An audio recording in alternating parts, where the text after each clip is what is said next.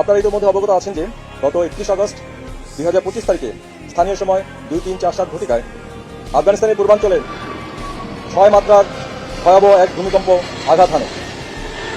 উক্ত ভূমিকম্পে অদ্যাবধি কমপক্ষে 2205 জন নিহত, 3640 জন আহত এবং 8000-এর বেশি ঘরবাড়ি ক্ষতিগ্রস্ত হয়েছে বলে জানা যায়।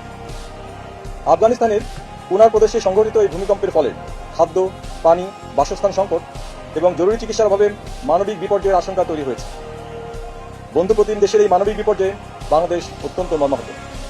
মাননীয় প্রধান উপদেষ্টার নির্দেশে ভূমিকম্প সৃষ্ট আকস্মিক দুর্যোগ মোকাবেলায় আফগান জনগণের জন্য বাংলাদেশ সরকারের পক্ষ থেকে জরুরি মানবিক সহায়তা প্রদানের উদ্যোগ গ্রহণ করা হয়েছে।